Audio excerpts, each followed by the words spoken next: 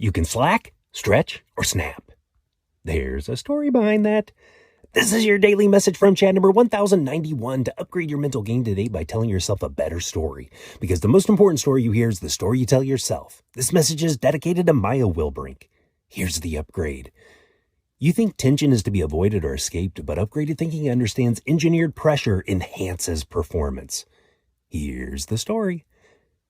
Brad Jacobs has built $8 billion companies. That's billion with a B. Starting a company is hard. Building a profitable company is harder. Growing $1 billion company is remarkable. Doing that 8 times is superhuman.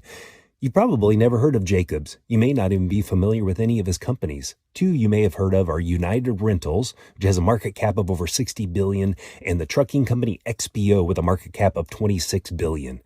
In his book, How to Make a Few $1 Billion, Jacobs lays out his preference plainly. I like running publicly traded companies. Being public makes it easier to build something big and lasting. Part of that is access to capital, but the part that matters the most is the tension benefit. As he puts it, being public keeps your management team sharp. Every 90 days, the quarterly earnings release is a public report card for all to see. Analysts model his decisions in real time, poking holes in the results.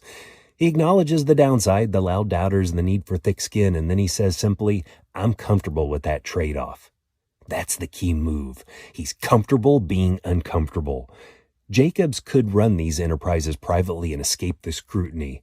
He chooses the quarterly report card precisely because the external pressure forces a level of performance and clarity that comfort would erode. He's voluntarily stretching the rubber band and pinning it to a public wall so it can never go slack. We've been walking through the 15 Invaluable Laws of Growth by John Maxwell. The 10th is the law of the rubber band. He says, quote, growth stops when you lose the tension between where you are and where you could be. You have to stretch yourself, end quote. A rubber band is only useful when there's tension. A rubber band sitting loose has no purpose. Stretched just right, though, it's useful. Stretched too much, however, and it snaps. That's the whole human experience in one object. The better story to tell yourself is, I voluntarily stretch myself to draw the best out of myself. The best performers learn to seek and manage pressure instead of avoiding or escaping it. Engineered tension has a purpose. Sure, comfort zones are comfortable, but you atrophy in that environment. You only grow where there's pressure. Problems, deadlines, constraints, relational tension all generate something good for your growth.